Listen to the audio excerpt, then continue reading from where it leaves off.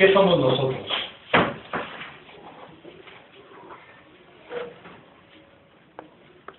¿Ya lo tienes?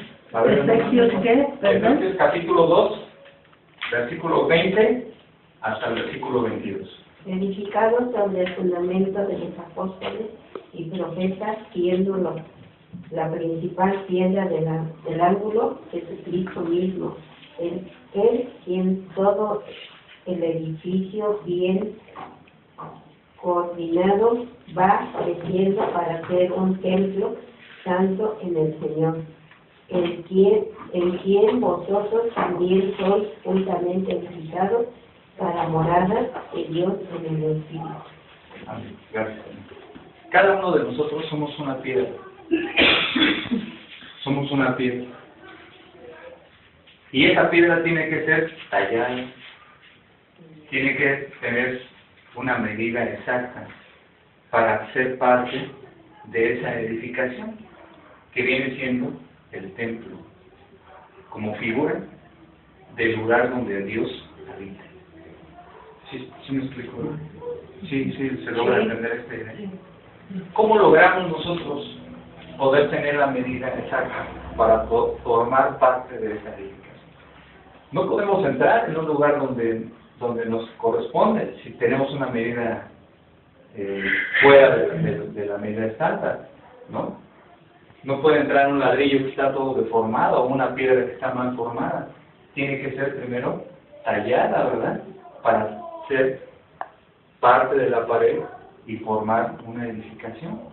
Imagínense, estaba como el albañil que me platicaba don Goyo, un trabajador mío que de ahí del taller, dice que le estaba ayudando un albañil a su ayudante y estaba construyendo su pared ahí y dice que él la veía como que en la pared ya se iba chueco, ¿no? Dice, oiga maestro, dice, como que la pared se le está yendo chueca a la pared.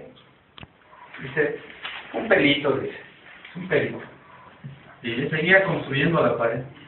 Oiga, maestro, pero ya está más chueco todavía. Un pelito, dice.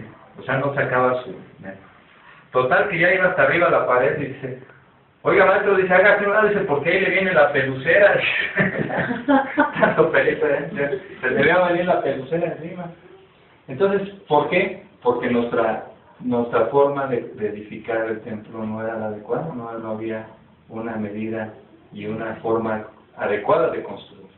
Entonces nosotros, si somos piedra del Señor, somos parte de la edificación de ese templo, tenemos que ir limpiando, permitiendo que Dios nos dé la medida exacta que corresponde. ¿Cuál es la medida inexacta? Fíjense que antes, por ejemplo, dice la palabra de Dios que a Juan le dice que tome una caña en Apocalipsis. Y dice, toma la caña y mira el templo. ¿Sí se recuerdan esa texto? Sí. Dice, mira el templo. Entonces la forma en que ellos podían tomar medidas de las cosas era mediante una caña. Era una caña que tenía una medida exacta. Esa forma, después ahora le llamamos nosotros canon. Y de ahí viene la palabra ley. La ley es una medida de justicia. Lo justo es una medida, si ustedes se dan cuenta. Es una vara. La justicia es una vara de medición. Entonces, si tú, por ejemplo, hay una ley escrita con una medida, si tú te sales de esa medida, estás cayendo en la injusticia y por lo tanto no te estás sujetando a la medida de la ley. ¿Sí me explico? Sí. O estoy haciendo burlas. Entonces, nosotros, la justicia de Dios dice, busca primero el reino de Dios y ¿qué más? Y su justicia. Tienes que buscar su justicia. Y el buscar su justicia significa que te sujetes a la medida de su voluntad de Dios. Que no te salgas de ahí. Porque es muy fácil decir, busca primero el reino de Dios, ¿verdad? Pero también tienes que buscar su justicia. Porque si no buscas su justicia, entonces vas a querer hacer lo que se te pegue la gana ¿Por qué? Porque no estás tomando la medida de Dios, la justicia de Dios, sino estás buscando tu propio beneficio a tu voluntad. Entonces, por eso les platicaba yo de la construcción del templo. Había un lugar donde estaba el atrio. Dice que cuando construyeron el templo no se oyó ni ruido de cincel ni de martillo, y construyeron el gran templo. El pueblo veía ese lugar tan bonito porque, por ejemplo, el lugar santo nadie lo veía, solamente el sumo sacerdote. Sabían que ahí estaba el arca de la alianza, sabían que ahí estaban varias cosas, eso se lo platicaban, pero nadie podía entrar en ese lugar porque el que entraba a ese lugar se moría. Cuando llegó Nabucodonosor en el 587 a.C., destruyó el templo. Pero posteriormente vino Zorobabel y vino y construyó un nuevo templo. Dice que los ancianos, cuando vieron el templo nuevo, lloraban. ¿Por qué creen que lloraban? ¿Por qué crees que lloraban, Benito? Porque el templo realmente no era similar al de los... Exactamente, porque el templo que habían construido nuevo ellos, no se parecía al primer templo tan hermoso que había construido Salomón.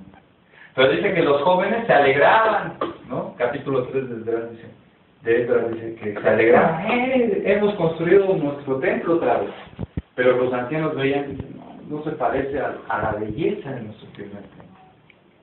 Tuvo que venir Herodes era un gran constructor en su tiempo, y dice ahí que duró 46 años en volver a reconstruir el templo, a darle la belleza que tenía.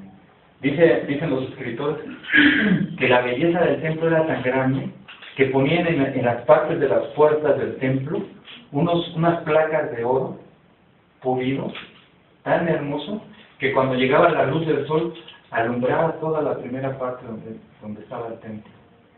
Y quedaba una belleza, pero tremenda al templo. Pero Herodes la embelleció en un sentido de griego, le dio un sentido helénico, que le llaman vistoso, pero con un sentido como que pagano. Y eso no lo veía muy bien el pueblo de Israel, porque como Herodes no era judío, no tenía raíces judías, pues él quería como que darle un toque a su estilo, ¿no? Griego. Y eso no, pues los judíos como que no, pero al final de cuentas, como era bonito, pues lo aceptaron. Dice el capítulo 2 de Juan,